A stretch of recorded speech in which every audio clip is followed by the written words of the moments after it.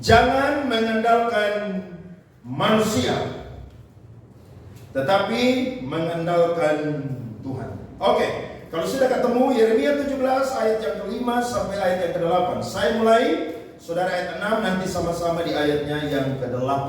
Demikian bunyi firman Tuhan. Beginilah firman Tuhan, terkutuklah orang yang mengandalkan manusia, yang mengandalkan kekuatannya sendiri, dan yang hatinya menjauh daripada Tuhan. Ayat 6. Ia akan seperti semak bulus di padang belantara. Ia tidak akan mengalami dapatnya keadaan baik.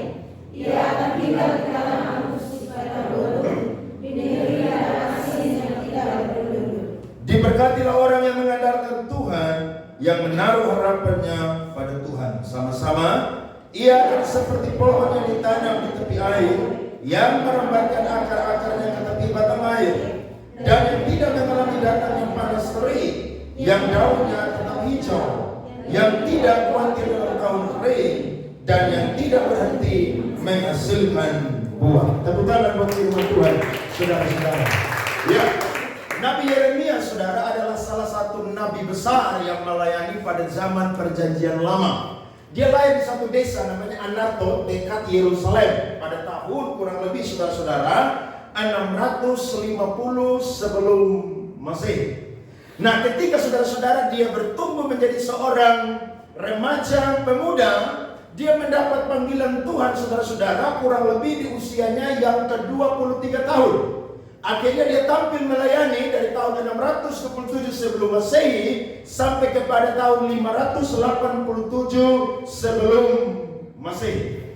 Dia melayani sebelum orang-orang Yehuda, orang-orang Israel itu dibawa ke pembuangan, sampai mereka itu pun juga dibawa ke pembuangan. Ada 3 tahap pembuangan. Yang pertama adalah tahun 609 sebelum Masehi, yang kedua adalah tahun 598 sebelum Masehi, dan yang ketiga adalah tahun 587 sebelum Masehi. Nah, teks firman Tuhan, saudara-saudara, mencatat ada 2 kepercayaan yang dianut oleh orang-orang Israel pada waktu itu. Yang pertama adalah orang yang mengandalkan manusia, yang kedua adalah orang yang mengandalkan Tuhan.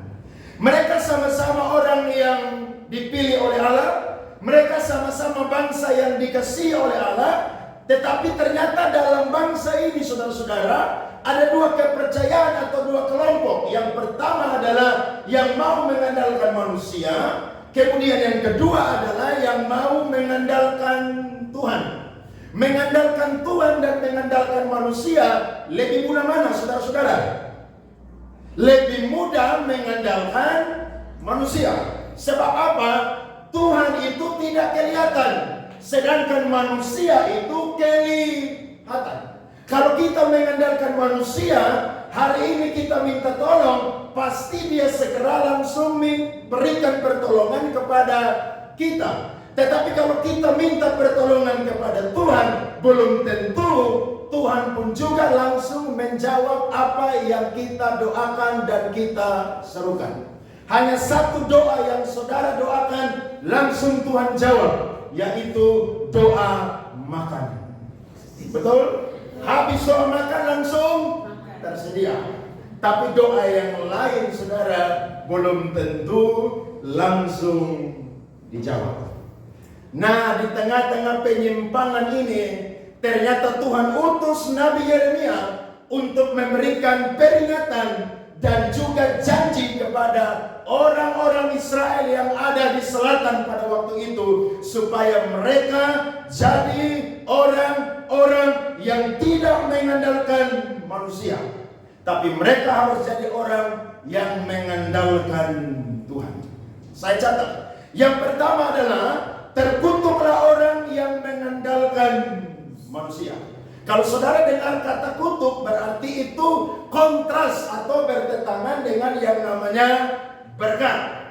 Saudara baca dalam Ulangan pasal 28, tahu jelas di situ bahwa ternyata ada macam-macam kutuk yang didapat oleh orang-orang yang mendengarkan firman Tuhan tetapi tidak mau melakukan. Sedangkan daftar-daftar orang mendapatkan berkat adalah orang-orang yang mendengarkan firman dan melakukannya. Dan ciri atau tanda dari orang yang mengandalkan manusia adalah Alkitab mencatat ayatnya yang kelima bagian B, yang mengandalkan kekuatannya sendiri dan yang hatinya menjauh daripada Tuhan.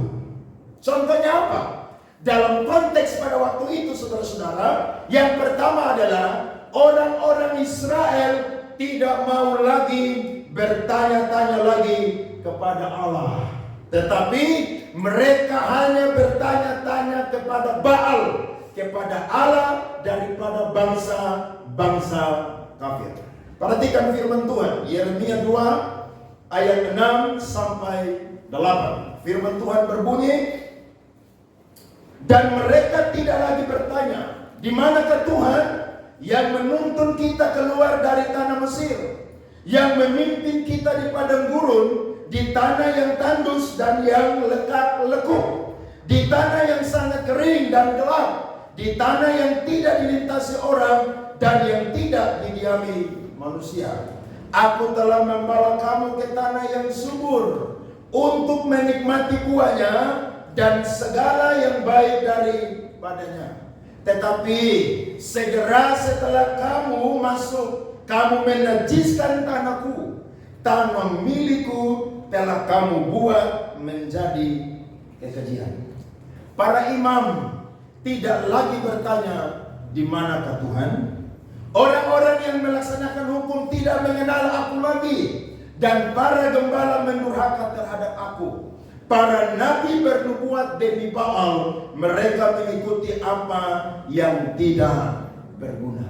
Jadi firman Tuhan ini datang kepada mereka pada waktu itu supaya mereka itu berbalik kepada Tuhan. Karena mereka ketika masuk ke tanah perjanjian yang berlimpah susu dan madu, mereka itu melupakan perjanjian daripada Tuhan. Waktu mereka diberkati di tanah Kanaan, mereka menganggap bahwa itu merupakan kebaikan mereka, sehingga mereka itu menyimpang dari Allah. Nah, keadaan ini saudara-saudara sama seperti kita, yang ketika mendapatkan berkat daripada Tuhan, kadang-kadang, tidak semua, tapi kadang-kadang kita ini tidak mau lagi bertanya-tanya kepada Tuhan. Kenapa? Karena anggap diri pandai, anggap sudah punya segala sesuatu, sehingga kita pun juga kadang-kadang tidak mau bertanya-tanya kepada Tuhan. Dalam hal apa sih? Dalam hal contohnya saudara mau kuliah, saudara masih remaja, masih muda, sudah kenal Tuhan. Saudara sebelum ambil jurusan, saudara perlu tanya-tanya kepada Tuhan. Tuhan, saya ini sukanya ini. Kalau Tuhan berkenan, Tuhan tolong saya supaya saya bisa lulus di tempat ini dan bisa kuliah dengan baik. Tapi saudara ikut-ikutan dengan teman-teman yang asik nikahnya ikut mereka. Tiba-tiba semester 2, semester 3 saudara bilang, kayaknya saya salah jurusan nih. Kenapa bisa? Karena tidak bertanya-tanya kepada Tuhan. Saudara mau berdagang, saudara mau usaha, saudara bilang, kayaknya dagangan ini rame sekarang. Saya mau dagang ini juga supaya rame. Tiba-tiba waktu saudara buka, ternyata menu yang saudara siapkan tidak sebanding atau tidak seenak dengan orang yang sudah buka terlebih dahulu. Akhirnya saudara tidak didatangi oleh pembeli-pembeli, yang ada akhirnya saudara bangkrut dan saudara bilang, ini gara-gara Tuhan. Tuhan tidak memberkati usaha saya. Padahal waktu saya mulai, saya sudah lihat usaha inilah yang paling ramai, sehingga saya pun juga ikut-ikutan. Saudara-saudara, dalam segala hal jangan pernah lupa bertanya-tanya kepada Tuhan. Amin. Coba lihat Yakobus pasal 4 ayat 13 sampai 17. Jadi sekarang, hai kamu yang berkata hari ini atau besok kami berangkat ke kota Anu, dan di sana kami akan tinggal setahun dan berdagang serta mendapat untung, sedang kamu tidak tahu apa yang akan terjadi besok. Apakah arti hidupmu? Hidupmu itu sama seperti uap yang sebentar saja kelihatan lalu lenyap. 15 menarik.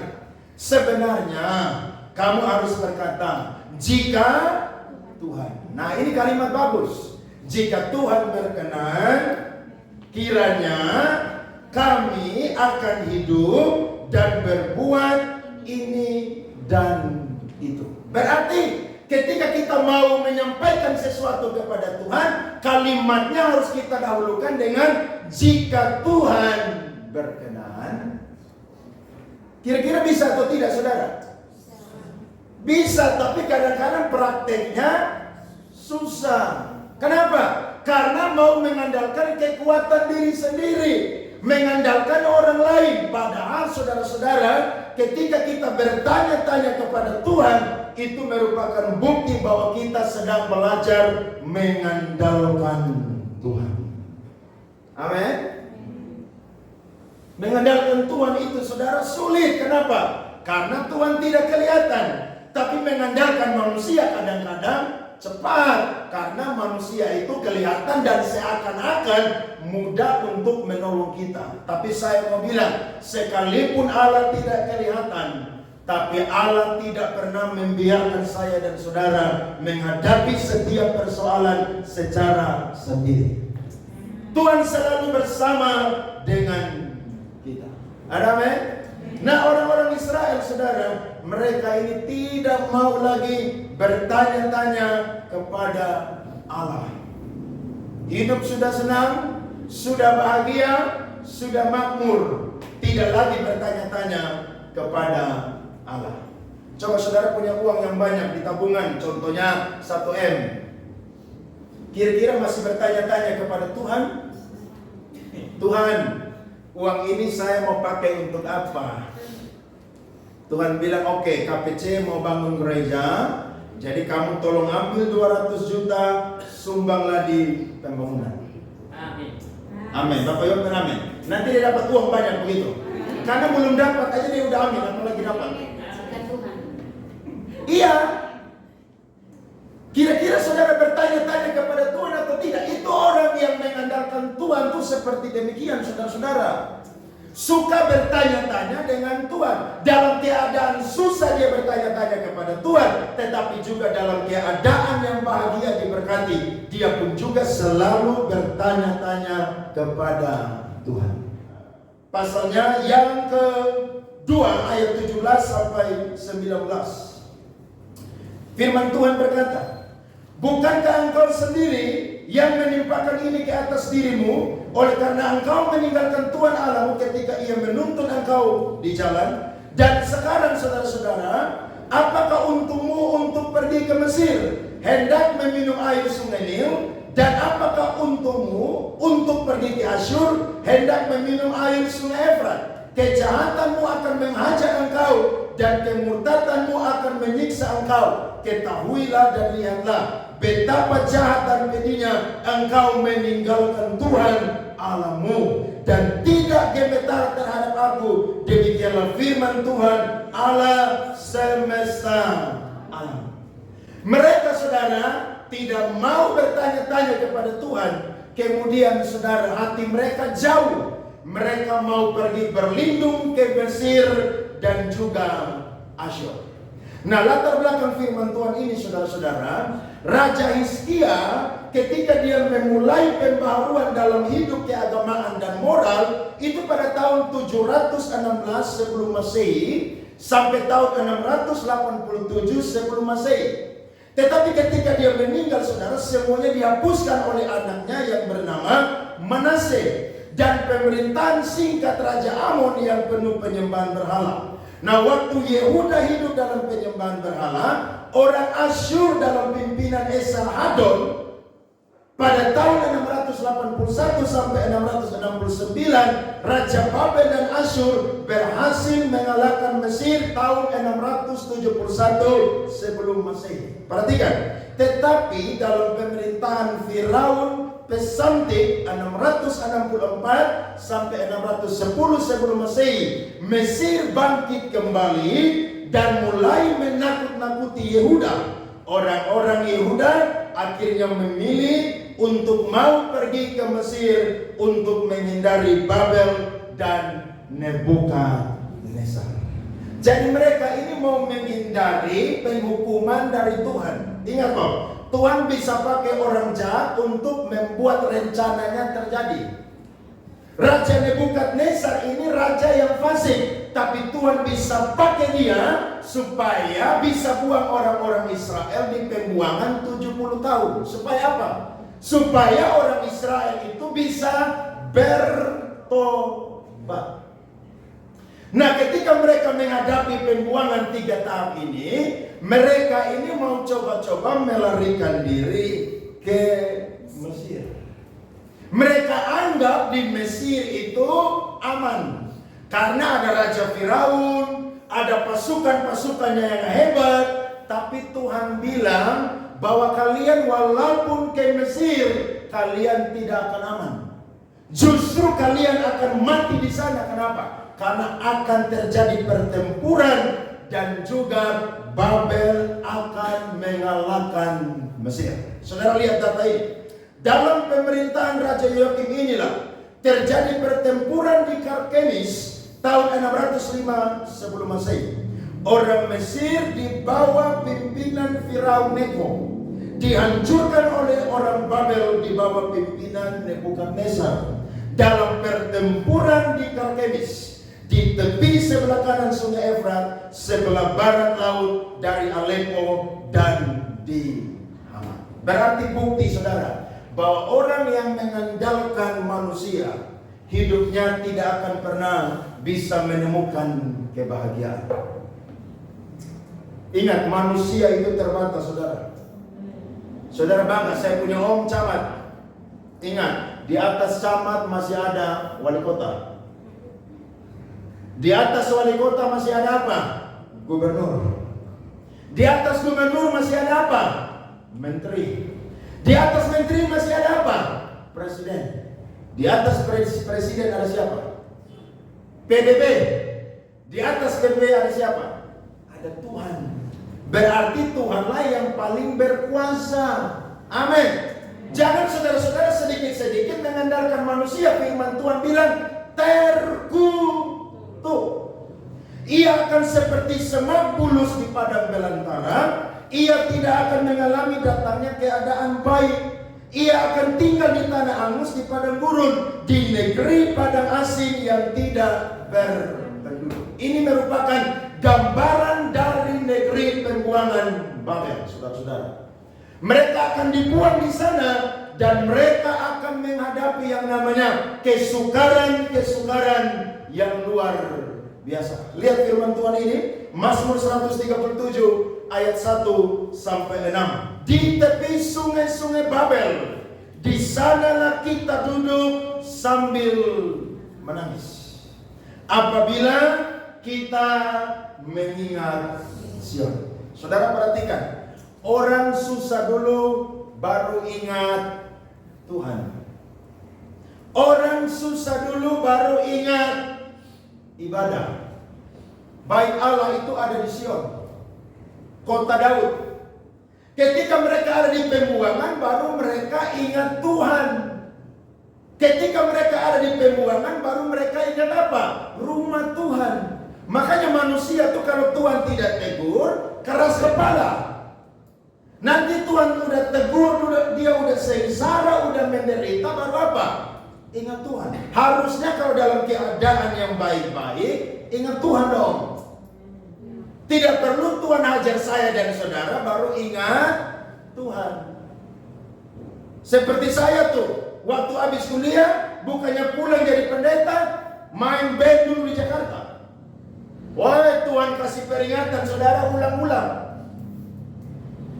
Ditabrak orang lah di Jalan Busway, ditabrak orang lah di Terminal 1A Bandara Soekarno-Hatta. Saya juga tidak mau pulang. Ketika dengar khotbah 2 April 2015 lah, baru saya menyerah dan mau pulang Kupang. Harusnya 7 tahun yang saya sudah pakai itu, saya pergunakan melayani Tuhan, mungkin gereja sudah berdiri lebih lama. Tapi kadang-kadang saya dan saudara nakal kepala batu, Tuhan harus hajar dulu. Makanya saya seringkali ngomong, orang kalau belum dihajar Tuhan, itu pasti lupa baca Alkitab. Tapi kalau dia udah dihajar Tuhan, pasti dia akan cari apa? Alkitab. Percaya aja. Orang tidak pernah doa, tapi kalau Tuhan udah ajar, pasti dia akan ingat apa? Doa. Orang tidak pernah memuji menyembah Tuhan, tapi ketika Tuhan ajar dia, pujian penyembahan terus. Di toilet sedang mandi pun juga, suara kiri dan kanan, pujian penyembahan terus. Kenapa? Oh, ingat Tuhan. Saudara-saudara tidak boleh seperti orang Israel. Mereka ini contoh yang saya dan saudara tidak boleh ikuti. Udah bersalah, Tuhan mau hukum, mereka mau ke Mesir. Ayat 2. Pada pohon-pohon ganda rusa di tempat itu kita menggantungkan kecapi kita.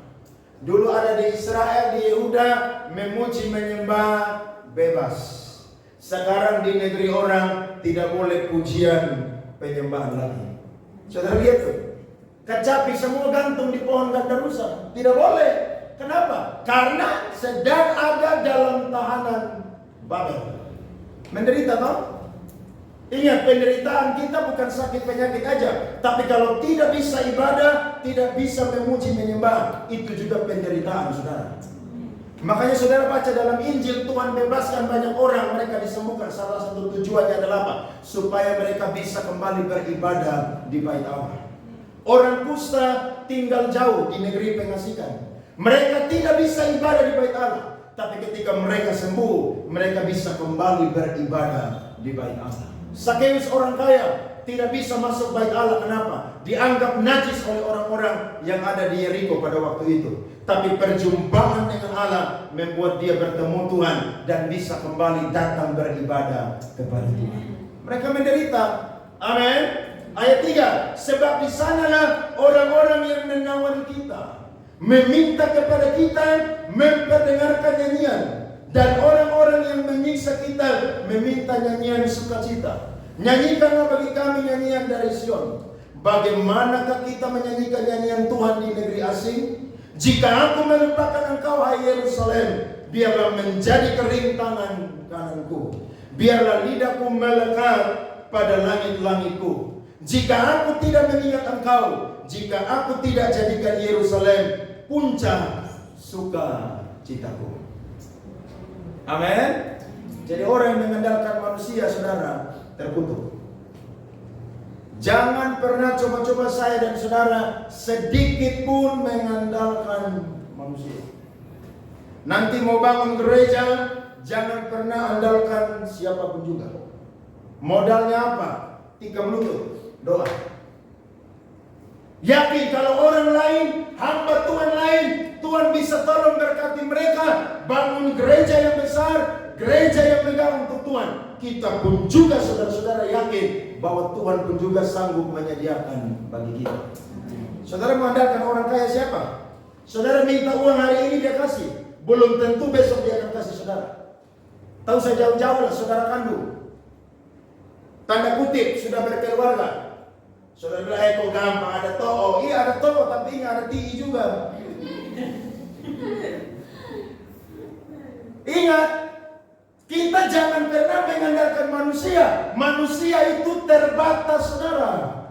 Firman Tuhan bilang, manusia itu seperti apa? Uap, seperti bunga rumput. Pagi dia mekar, sore dia layu, kemudian diambil, kemudian dibakar, saudara-saudara. Tapi firman Tuhan itu tetap selama-lamanya. Andalkan Tuhan, jangan andalkan manusia. Kita lihat satu firman Tuhan. Yeremia 42 ayat 9 sampai 16. Waktu saya baca firman ini, saya lucu sekali dengan orang-orang Israel. Berkatalah ia kepada mereka, beginilah firman Tuhan Allah Israel, yang kepadanya kamu telah mengutus aku untuk menyampaikan permohonan ke hadapannya. Jadi mereka minta tolong Yeremia ini doa buat mereka. Maka Yeremia doa 10 hari, tanya Tuhan, kira-kira firman Tuhan datang untuk mereka bunyinya apa? Maka Yeremia sampaikan firman Tuhan ini. Jika kamu tinggal tetap di negeri ini atau di Yehuda, maka aku akan membangun dan tidak akan meruntuhkan kamu, akan membuat kamu tumbuh dan tidak akan mencabut kamu, sebab aku menyesal telah mendatangkan malapetaka kepadamu. Janganlah takut kepada Raja Babel yang kamu takuti itu. Janganlah takut kepadanya. Demikianlah firman Tuhan. Sebab aku menyertai kamu untuk menyelamatkan kamu dan untuk melepaskan kamu dari tangannya. Aku akan membuat kamu mendapat belas kasihan sehingga ia merasa belas kasihan kepadamu dan membiarkan kamu tinggal di tanahmu. Jadi ini sisa-sisa Israel yang tidak ikut dalam pembuangan. Tetapi jika kamu tidak mau mendengarkan suara Tuhan Allahmu dengan mengatakan kami tidak mau tinggal di negeri ini, sebab pikirmu tidak, kami mau pergi ke negeri Mesir, di mana kami tidak akan mengalami apa saudara-saudara? Pertempuran, tidak akan mendengar bunyi sangkakala, dan tidak akan menderita kelaparan. Di sanalah kami akan tinggal. Maka dengarkanlah firman. Sekarang firman Allah, hai sisa Yehuda. Beginilah firman Tuhan semesta alam, Allah Israel. Jika kamu sungguh-sungguh berniat hendak pergi ke Mesir, dan memang kamu pergi dan tinggal sebagai orang asing di sana, maka pedang yang kamu takuti itu akan menimpa kamu di negeri Mesir. Dan kelaparan yang kamu gentarkan itu tidak putus-putusnya mengejar kamu di Mesir sampai kamu mati di sana. Mereka suruh Yeremia berdoa, Yeremia doa. Pesan firman Tuhan datang kepada mereka adalah jangan mengandalkan Mesir, tetap tinggal di Israel. Ketika Yeremia sampaikan firman Tuhan kepada mereka, respon mereka saudara justru melawan firman Tuhan. Lihat pasal 43 ayat 1 sampai 4. Perhatikan firman Tuhan ini, Yeremia 43 ayat 1 sampai 4. Ketika Yeremia selesai mengatakan kepada seluruh rakyat segala firman Tuhan Allah mereka yang disuruh Tuhan Allah mereka, disampaikannya kepada mereka, yaitu segala firman yang tersebut di atas. Maka berkatalah Asaria bin Hosea dan Yohanan bin Karea serta semua orang congkak itu kepada Yeremia, engkau berkata bohong. Lihat saya, ini orang Israel loh. Suruh Yeremia berdoa 10 hari, tanya Tuhan, kira-kira kita diam di sini atau pergi ke Mesir? Tuhan jawab, jangan mengandalkan Mesir. Nanti kalian sampai sana, kalian akan mati di sana. Tapi mereka bilang, Yeremia berkata bohong. Memang ini jemaah gila dong ini. Suruh pendeta doa, pendeta dapat firman Tuhan, pendeta sampaikan, dia bilang, pendeta bohong. Tuhan Allah kita tidak mengutus engkau untuk berkata, janganlah pergi ke Mesir untuk tinggal sebagai orang asing di sana. Lihat saya, mereka bilang Tuhan tidak sampaikan firman begitu. Jadi maunya firman yang ke mana? Saudara lihat ya, ini bukti orang-orang dipilih-pilih firman begini nih.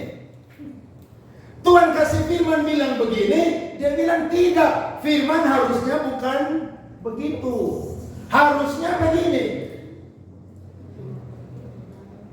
Suruh hamba Tuhan doa 10 hari capek-capek, Tuhan kasih jawaban, mereka bilang bohong.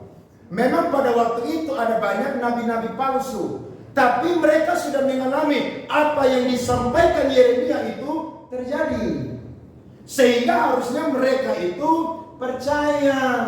Tapi mereka bilang Yeremia itu bohong. Tetapi Baruk bin Neria menghasut engkau terhadap kami dengan maksud untuk menyerahkan kami ke dalam tangan orang-orang Kasdim, supaya mereka membunuh kami dan mengangkut kami ke dalam pembuangan ke Babel. Demikianlah Yohanan bin Karea dan semua perwira, tentara serta seluruh rakyat tidak mau mendengarkan suara Tuhan untuk tinggal di tanah Yehuda.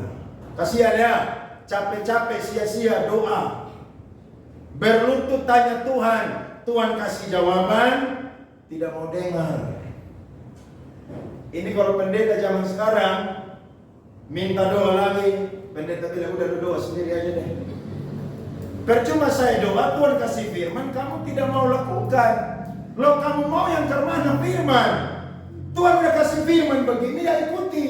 Contohnya, saudara lagi dalam pergumulan, Tuhan bilang ayo ambil waktu doa puasa 3 hari aja. Saudara bilang, aduh Tuhan, saya ini tidak tahan lapar, jam 9 pagi udah lapar. Loh, kamu doa, tanya Tuhan, dalam pergumulan, kira-kira Tuhan kasih saya jawabannya apa?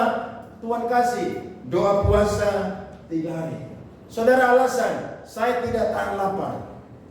Oh ya sudah, kalau kamu tidak mau lakukannya, lakukan aja.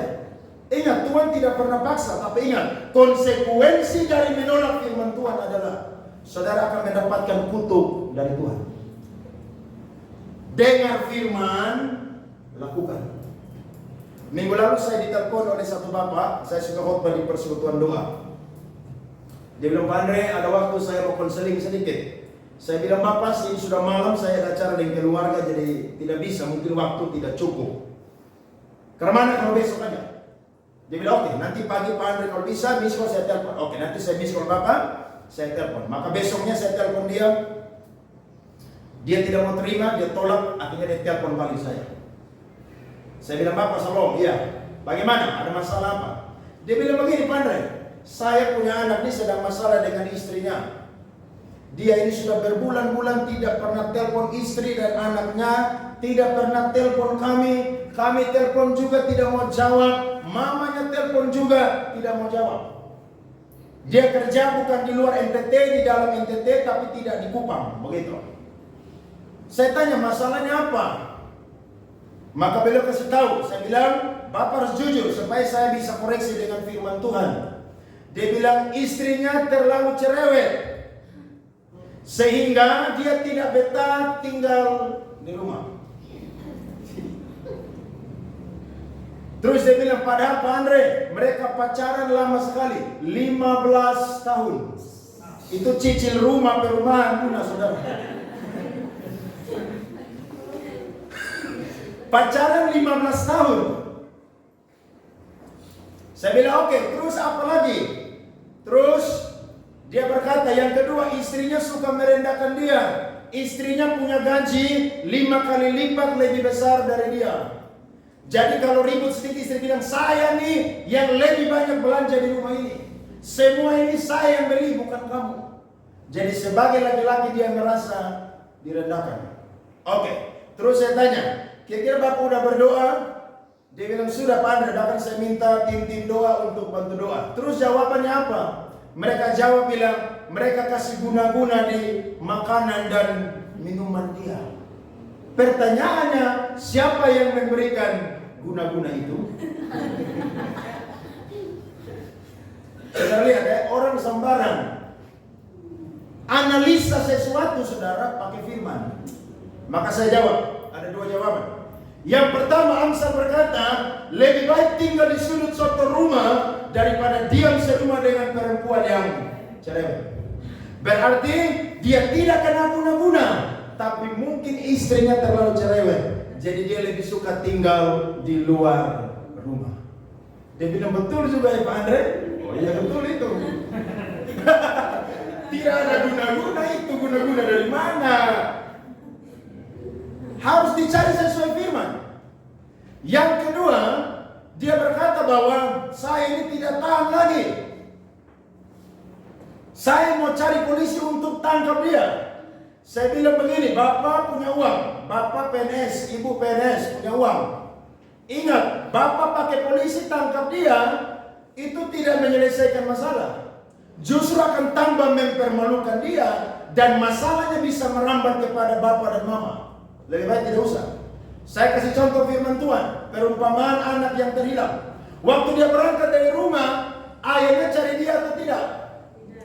Kenapa ayah tidak cari? Kan dia lagi falai di dunia. Saudara tahu lagi falai di dunia, artinya lagi suka sekali dengan dunia. Tidak ada satu orang pun bisa tegur dia. Tapi Alkitab mencatat dia punya bapa setiap hari menunggu anaknya pulang. Tapi dalam tunggu itu atau penantian itu, saya yakin ayahnya pasti berdoa kepada Tuhan. Makanya ayahnya berdoa sehingga Tuhan buat dia kehabisan uang, Tuhan buat bencana kelaparan sehingga dia bekerja kepada perusahaan babi. Tapi mau makan makanan babi aja tidak dikasih. Jadi saya bilang, Bapak tidak usah pakai polisi, Bapak doa saja dengan mama, dan saya akan doa buat Bapak saat ini pun juga. Percaya, orang yang mengandalkan Tuhan tidak akan pernah dipermalukan. Maka saya doa buat dia, saudara tutup. Besok pagi jam 6, saudara, dia WA saya. Dia bilang, Pak Andre, jam 5 tadi saya punya anak telepon saya. Dia bilang dia mau pulang ke Kupang. Selesai kau? Tepuk tangan dulu. Nah, saya bilang kalau Bapak cari dia nggak bisa. Dia pulang dia bisa. Tapi ingat, Bapak tidak ada, dia akan lari pulang. Dan sekarang anaknya ada di Kupang. Saudara lihat, orang kalau mengandalkan kekuatan tidak akan bisa. Saudara tidak akan pernah bisa. Tak usahlah, kita yang muda-muda ini, besok-besok kita tua, nanti anak-anak yang naik generasi kita tidak bisa atur mereka. Tidak bisa. Kekuatan aja kita udah berkurang. Nah, disinilah bukti bahwa saya dan saudara harus belajar mengandalkan Tuhan. Kalau Tuhan kasih firman apa, saudara-saudara, ikuti. Walaupun mungkin itu berat di depan, tapi ingat, di belakang itu enak. Walaupun mungkin di depan itu kelihatannya sukar, tapi di belakang akan nikmat luar biasa, saudara-saudara. Ikuti aja, ikuti aja. Saya waktu Tuhan panggil datang ke Kupang melayani, aduh saya bilang Tuhan saya tidak mau pulang ke Kupang. Saya di Jakarta udah enak melayani banyak gereja, gaji belasan juta, pelayanan di mana-mana. Saya lihat enak, Tuhan bilang harus pulang. Saya berangkat naik pesawat, saudara, menangis di atas pesawat. Kenapa? Harus memulai sesuatu yang baru. Tapi saya bersyukur ternyata panggilan melayani Tuhan adalah panggilan yang tepat. Di depan mungkin tidak enak, saudara-saudara, tapi nanti di belakang tuh happy ending. Jadi kalau saudara doa, saudara tanya Tuhan, Tuhan kasih sesuatu, ikuti. Jangan andalkan kita punya kepintaran. Jangan andalkan kita punya otak yang pandai. Jangan andalkan kita punya uang, kekayaan atau apapun. Ingat, satu saat kita akan mentok. Sebab manusia, saudara-saudara, terbatas untuk menolong kita. Dan membuktikan, Mesir dihancurkan. Orang-orang yang pergi mengungsi di Mesir, justru mereka mati di sana. Tapi orang-orang yang tetap tinggal di Israel pada waktu itu, sekalipun mereka sedikit, saudara-saudara, tapi Tuhan pelihara mereka dengan luar biasa. Itu orang yang mengandalkan manusia. Yang kedua adalah, saudara-saudara, diberkatilah orang yang mengandalkan Tuhan. Ada 3 pilihan ketika saya dan saudara menghadapi sebuah pergumulan. Yang pertama, saya dan saudara akan menjadi orang ateis. Apa itu ateis? Ateis itu adalah orang yang tidak percaya adanya Tuhan dan tidak ada kehidupan kekal, bahkan tidak ada surga dan neraka. Jadi ketika orang menghadapi tantangan, saudara-saudara, dia akan ada di posisi yang pertama. Mungkin dia Kristen, tapi dia memilih untuk jadi ateis. Karena mungkin sudah kecewa, bergumul dengan Tuhan bertahun-tahun tidak ada jawaban. Dia bilang Tuhan itu tidak ada. Tapi pilihan yang kedua, saudara-saudara, adalah bersikap seperti orang agnostik. Apa itu agnostik? Agnostik adalah tidak yakin apakah Tuhan itu ada atau tidak. Tetapi dia membuka pintu atau kesempatan untuk kedua kemungkinan ini. Jadi kalau Tuhan tolong, berarti Tuhan ada. Tapi kalau Tuhan tidak tolong, berarti Tuhan tidak ada. Saudara pernah di posisi ini? Pernah pasti. Saya yakin pasti pernah. Saudara doa, Tuhan bilang, saudara bilang, Tuhan tidak ada. Pernah atau tidak, saudara? Pasti pernah. Saya waktu doa, saudara, yang kita sewa ruko tuh udah telat bayar ruko kurang lebih 3 bulan. Saya bilang, Tuhan tidak ada, tidak tolong saya. Agnostik, saudara. Tapi ketika Tuhan kasih uang baru saya bilang, Tuhan itu ada. Iya toh, kadang-kadang kita memilih di pihak tipe yang kedua. Tetapi dalam setiap musim kehidupan kita, kita harus memilih jadi tipe orang yang ketiga, yakni seorang yang beriman. Apa itu saudara? Percaya akan adanya Tuhan dan Tuhan itu ada. Jadi sekalipun Tuhan tidak kelihatan, tapi percayalah Tuhan itu ada. Saudara tidak bisa lihat angin, tapi saudara bisa merasakan angin ada atau tidak? Ada. Berarti Tuhan itu tidak kelihatan, tapi Tuhan itu ada bersama dengan saya dan juga saudara. Diberkatilah orang yang mengandalkan Tuhan. Nah, orang yang mengandalkan Tuhan, saudara-saudara, adalah orang yang menaruh harapannya kepada Tuhan. Orang yang menaruh harapannya kepada Tuhan sama dengan orang yang beriman. Ibrani 11 ayat 1 berbunyi, iman adalah dasar dari segala sesuatu yang kita harapkan dan bukti dari segala sesuatu yang tidak kita lihat. Jadi kalau saya dan saudara sedang mengandalkan Tuhan, maka di situ butuh iman, saudara-saudara. Ada amin? Sebab kalau sesuatu yang kita sudah dapatkan tidak butuh iman dan pengharapan. Tapi kalau belum, maka kita di situ, saudara-saudara, perlu yang namanya iman. Dan di dalam iman itu, saudara-saudara, ada yang namanya harapan. Harapan itu tidak boleh hilang, saudara-saudara. Penulis Ibrani bilang harapan seperti sau yang kuat, seperti jangkar yang kuat. Ketika jangkar itu dilakukan, angin sekencang apapun, kapal itu tidak akan larat atau akan sesat. Sebab ada jangkar yang menopang kapal tersebut. Nah, kadang-kadang harapan kita ini, saudara, kita tidak taruh kepada Tuhan, tapi taruh kepada kekuatan diri sendiri dan manusia. Apa yang kita harapkan tidak kelihatan dengan cepat. Nah, orang yang mengandalkan Tuhan, gambarannya adalah mereka itu akan diberkati oleh Tuhan.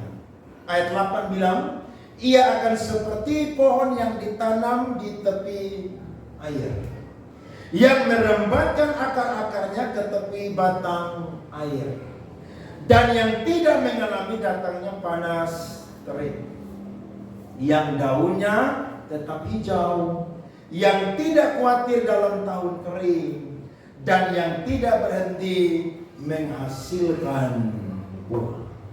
Berarti orang yang mengandalkan Tuhan, dia akan ibarat seperti pohon yang ditanam di tepi aliran air. Sekalipun itu panas terik, sekalipun itu kekeringan, tapi dia dekat dengan sumber air. Dan Alkitab berkata, Yesus adalah sumber air kehidupan. Dia berkata kepada perempuan Samaria, kalau engkau minum air ini, engkau akan haus lagi. Tapi kalau engkau minum air yang akan kuberikan kepadamu, engkau tidak akan pernah haus lagi sampai selama-lamanya. Berarti saya dan saudara ini perlu tinggal bukan sekedar dekat, tapi saya dan saudara adalah orang-orang yang melekat dengan Tuhan. Jangan jauh-jauh dari Tuhan. Orang yang mengandalkan Tuhan itu dalam setiap musim apapun, dia tetap berpaut kepada Tuhan. Tidak akan tergoyahkan. Biar musim berubah, manusia berubah, krisis bisa terjadi, tantangan boleh datang, tapi dia punya harapan, tidak akan pernah berubah atau bergeser dari Tuhan. Ada amin? Ada contoh banyak sekali di Alkitab. Saya coba angkat beberapa contoh. Yang pertama adalah anak muda Ibrani namanya Yusuf. Yusuf ini, saudara-saudara, selalu belajar mengandalkan Tuhan. Dia dibuang di dalam gerigi, dia tidak balas dia mengandalkan Tuhan. Dia dijual kepada khalifah orang Ismail dari Midian, dia pun juga mengandalkan Tuhan. Ketika dia ada di rumah Potifar, dia pun juga difitnah, dia mengandalkan Tuhan. Ketika dia ada di penjara, dia pun juga belajar mengandalkan Tuhan. Sampai Tuhan angkat dia jadi orang nomor 2 di Mesir. Yusuf belajar mengandalkan Tuhan. Tidak heran, apa saja yang diperbuat oleh Yusuf, Alkitab berkata, selalu berhasil. Amin. Ingat, berhasil itu bukan tidak ada tantangan. Justru tantangannya banyak sekali di depan, tapi endingnya adalah apa saudara? Keberhasilan. Nah, orang yang mengandalkan Tuhan, saya yakin pasti akan berhasil dalam setiap usaha dan segala yang digumuli. Sukar sulit, tantangan banyak, proses banyak, tapi ingat, endingnya pasti berhasil. Pasti. Seperti Yusuf, belajar mengandalkan Tuhan. Dia seorang diri tinggal di negeri asing, tapi ketika dia belajar mengandalkan Tuhan, Tuhan menyertai Yusuf kemanapun Yusuf pergi. Bahkan apa saja yang diperbuat oleh Yusuf, dibuat Tuhan berhasil. Saudara mau berhasil dalam pekerjaan saudara, andalkan Tuhan. Ingat, dalam pekerjaan saudara saingan banyak. Orang-orang yang mau menjatuhkan saudara banyak. Kalau saudara mentok, saudara tidak tahu lagi kepada siapa saudara harus bertanya-tanya dan ambil keputusan. Tanya kepada Tuhan. Saya yakin Tuhan akan kasih jawaban sesuai dengan apa yang Tuhan akan buat. Jangan ketika ada masalah cari kawan yang paling dekat. Saya punya masalah nih, tolong dong.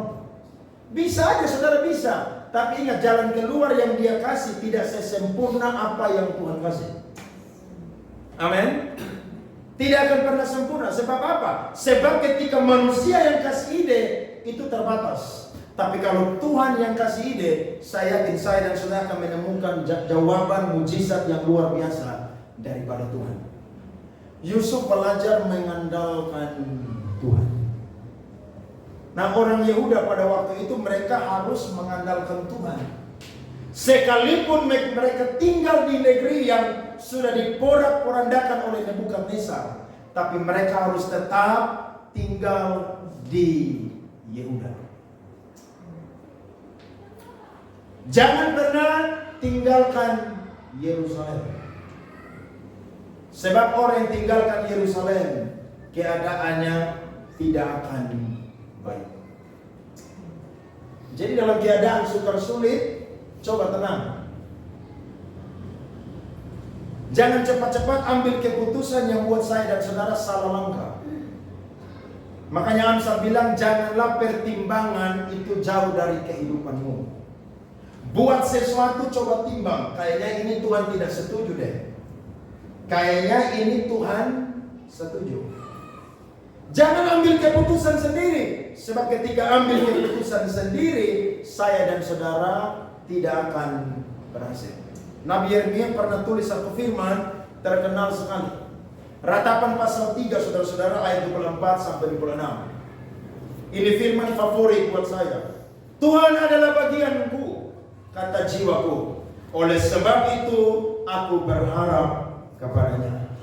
Tuhan adalah baik bagi orang yang berharap kepadanya, bagi jiwa yang mencari Dia. Adalah baik menanti dengan diam pertolongan Tuhan. Amin. Kadang-kadang tidak ada pertolongan lagi. Tapi ingat, pertolongan kita datang dari Allah yang menjadikan langit dan bumi. Tuhan kadang-kadang tidak terlalu cepat, tidak terlalu terlambat, tapi Tuhan selalu on time. Amin. Kalau saudara belum mengalami on time-nya Tuhan, pagi ini minta Tuhan, coba dong kasih saya pertolongan yang on time, coba. Saya yakin saudara akan melihat Tuhan itu besar, Tuhan itu ajaib. Waktu saya mau pulang Kupang bingung, siapa yang kasih rekomendasi buka gereja? Sebab saya tidak melayani di GBI waktu di Jakarta, bingung. Tapi setiap hari Jumat di Jakarta saya selalu doa puasa tanya Tuhan. Tuhan bantu saya. kalau Tuhan yang suruh saya pulang ke Kupang, kasih saya rekomendasi buka gereja. Maka Tuhan utus saya ke Papua, Serui melayani. Tapi 2 jam sebelum pulang, justru saya bertemu dengan orang dari pusat sinode pusat. Disitulah mereka kasih saya rekomendasi untuk buka GBI Kupang Praise Center. 2 jam sebelum pulang loh, naik pesawat. Tuhan kasih mujizat, kasih cara, sehingga bisa dapat rekomendasi untuk bisa buka gereja Kupang Praise Center. Padahal doa sudah di Jakarta tuh. Tuhan kok tidak kasih pertolongan, mau minta kepada siapa rekomendasi? Sukar sulit. Tapi ingat, ketika kita sedang bergumul, Tuhan sudah menyediakan jawaban bagi kita. Tinggal tunggu waktunya aja. Tuhan akan kirim jawaban mujizat bagi saya dan saudara. Tepuk tangan. Amin. Jadi lagi yang cari tanah, saudara-saudara lagi belum punya rumah, doa. Tuhan sudah siap tanah itu. Tinggal tunggu nanti saudara dapatkan. Tapi sebelum dapatkan, menanti dengan diam pertolongan Tuhan. Sabar. Amin. Sabar itu tidak enak, saudara.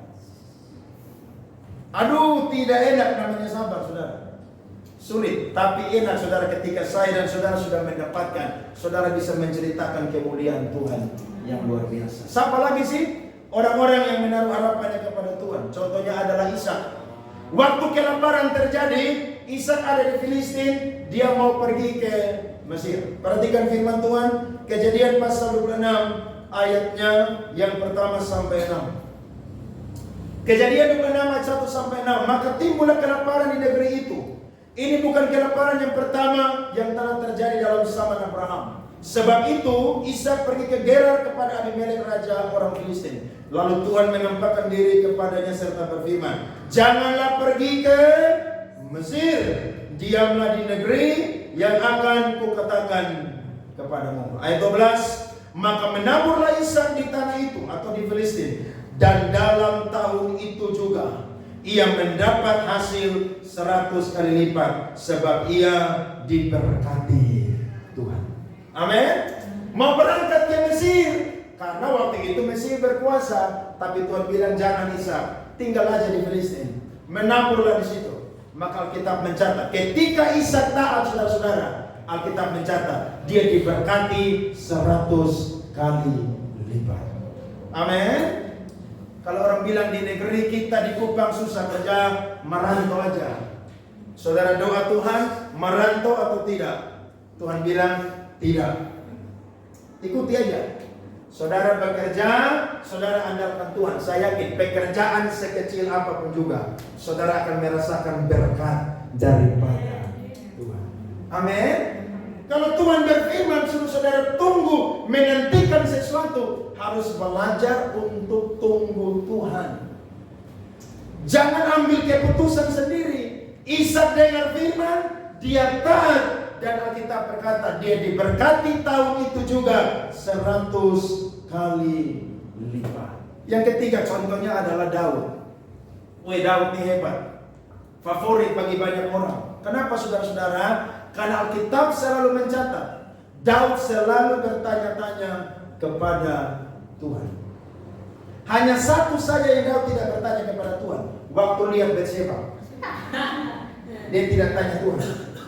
Tapi dalam hal lain, Daud selalu bertanya-tanya kepada Tuhan.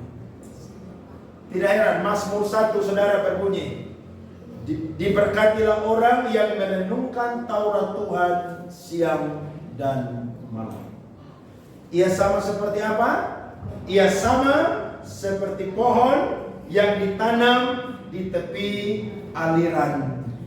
Berarti saudara mau mengandalkan Tuhan, salah satu buktinya selalu bertanya-tanya dan minta nasihat dari firman Tuhan. Itu buktinya begitu.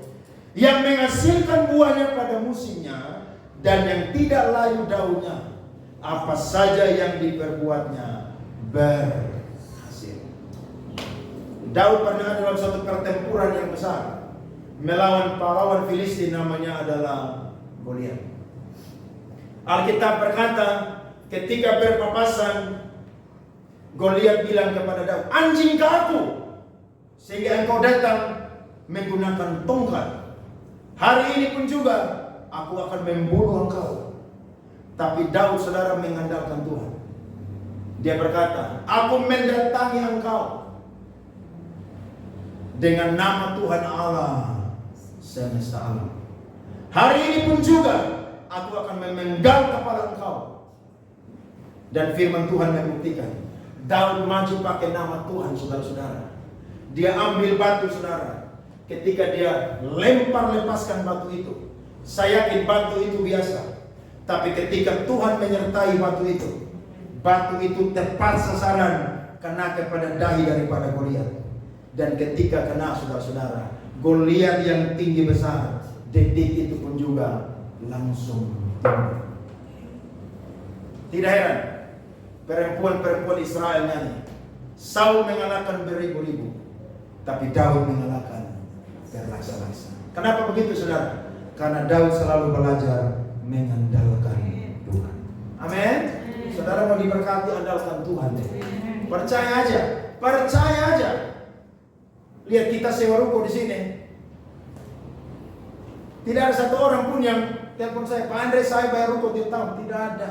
Yang sumbang ada, tapi yang kasih uang untuk bayar tiap tahun tidak ada. Tapi kenapa kita masih bisa sewa ruko dan bayar ruko? Karena kita belajar mengandalkan Tuhan.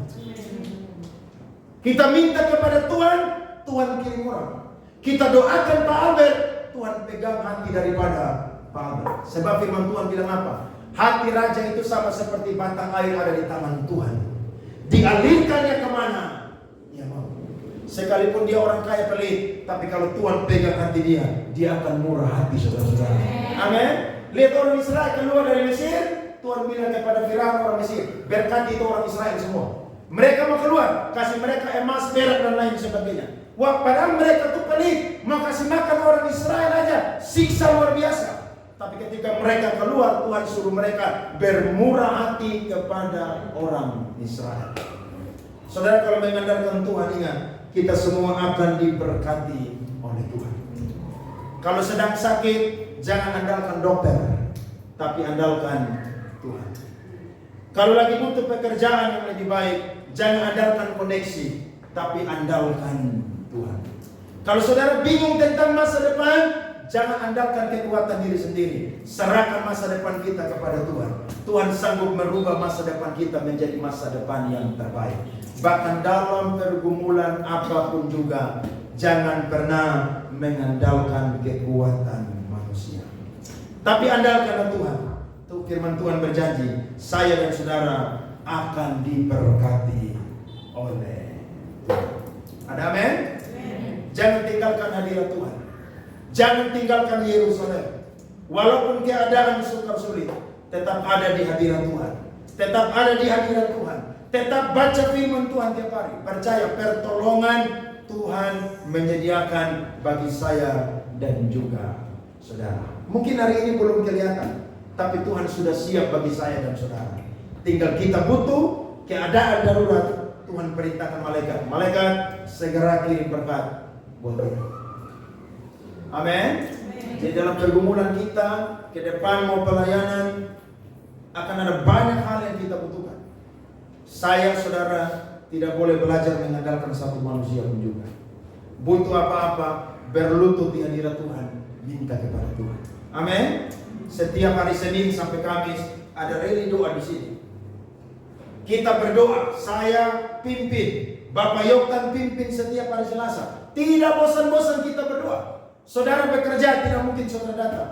Tapi ketika ada 1-2 orang yang berdoa di tempat ini, Tuhan dengar dan Tuhan selalu menyediakan pertolongan dan berkat bagi GBI Kupang Presiden. Amin. Jangan andalkan manusia, andalkan Tuhan. Saya bilang kepada Bapak Ares, Mama Rini, saya doa waktu itu, malam-malam Tuhan bilang, Tuhan akan kasih kalian anak. Percaya aja. Percaya aja. Dokter bilang mustahil sukar, saya udah doa. Tuhan bilang Tuhan akan kasih. Percaya aja. Dan betul, saudara. 1 minggu sebelum ulang tahun yang kedua, Mama Rini bisa hamil dan positif, dan sekarang sudah 5 bulan menuju 6 bulan. Adakah yang mustahil bagi Allah, saudara-saudara? Tidak ada. Dokter bilang tidak bisa, tapi Tuhan bilang terlalu mudah, terlalu bisa. Apapun yang kita butuhkan, ayo andalkan Tuhan. Tuhan setia dalam setiap musim kehidupan saya dan saudara. Tuhan memberkati kita semua. Tepuk tangan buat Tuhan.